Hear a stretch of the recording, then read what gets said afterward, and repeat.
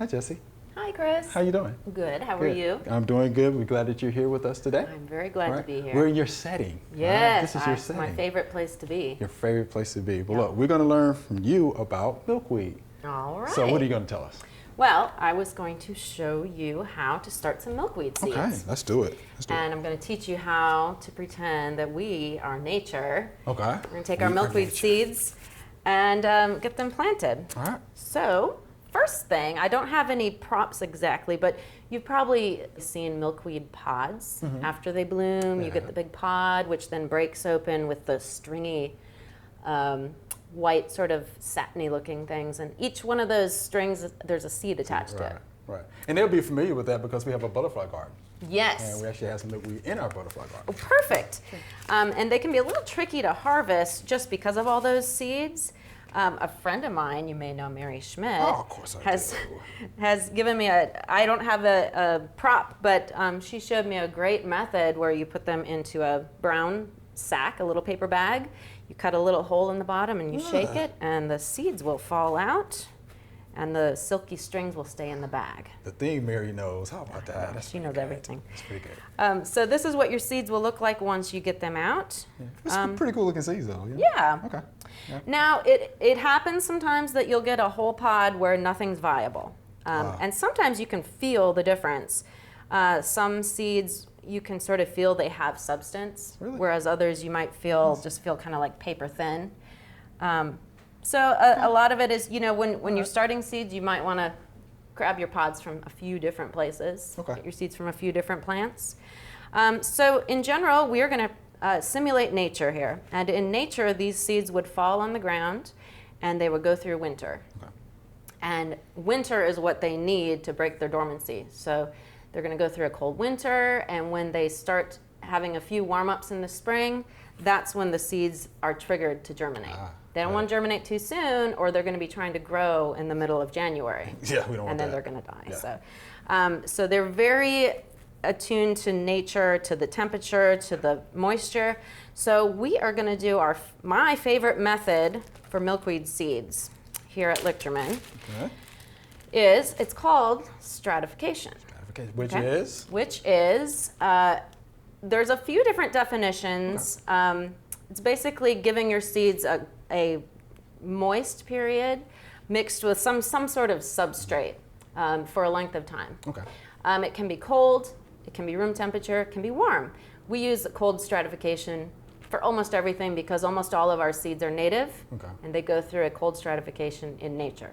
So we're going to replicate that. Makes sense. I like to use sand. Other people use perlite or sphagnum moss sometimes. Yeah, I'm familiar with that. So what kind of sand is it? This is just like playground sand, I think. I don't know exactly. Okay. So I'm going to put about a scoop in there.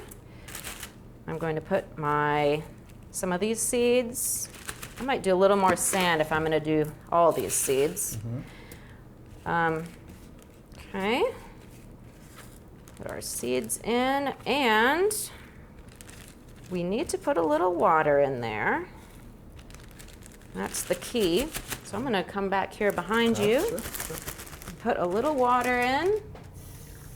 Oh, so it's just a little water. Just a little bit. You want it to be about the consistency of beach sand, sort of damp beach sand. And then I'm going to mix this all together. The idea would be for every seed to be touching a little bit of wet sand.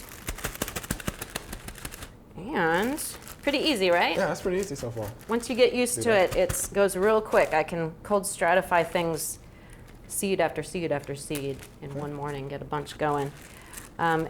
Very important step is to label. Yeah. And these are Asclepias tuberosa, which is butterfly weed. So one of my favorite plants. So I'm going to put the name here. And again, botanical name? Yep, botanical name. Asclepias is all the milkweeds.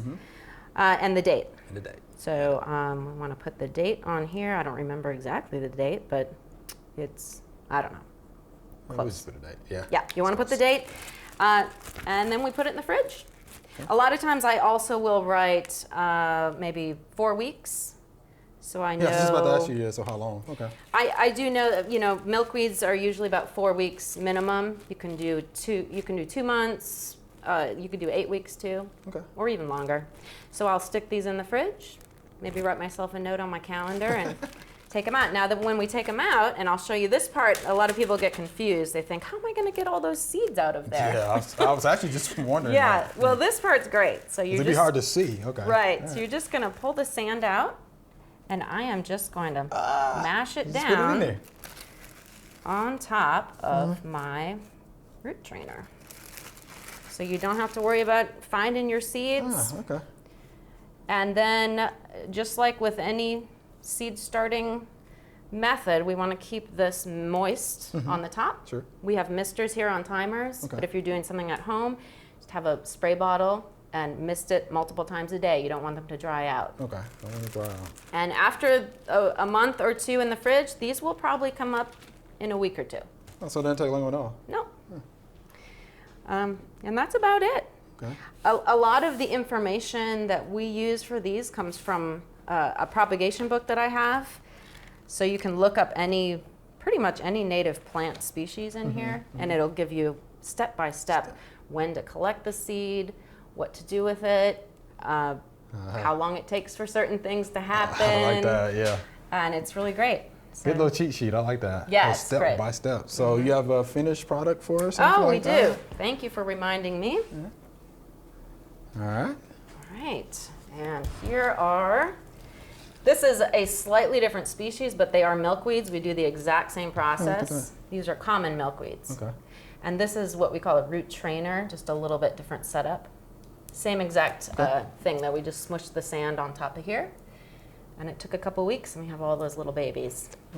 Pretty good germination rate. Yeah, it's pretty good there. So if somebody's interested in these methods, where do they need to go for information? All right, so when I can't find what I'm looking for in my book, or if you don't have this book, Right.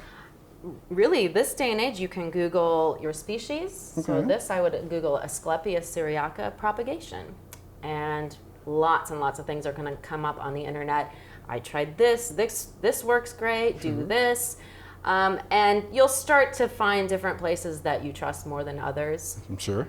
But you'll also notice a lot of these methods they start to overlap. And you'll see similarities in some different methods. But the internet is a fantastic source, even for identifying seeds. A lot of people have a hard time telling, well, what part of this brown crispy thing is the seed? Right. And the internet will show you a very close-up picture of it, so you can tell what you're harvesting. Okay, and I'd like to throw in there, of course, your local extension service. Of course, Ask a Master Gardener. Ask a Master Gardener. Yeah. And an extension service. Sure, yeah, Lots of resources. We have some resources available for you all. We of certainly course. do. All right, well, Jessie, look, we appreciate that. Yeah, Thank you much. thank you. Thank you. All right. Thanks for watching the video. If you enjoyed it, please click the subscribe button below.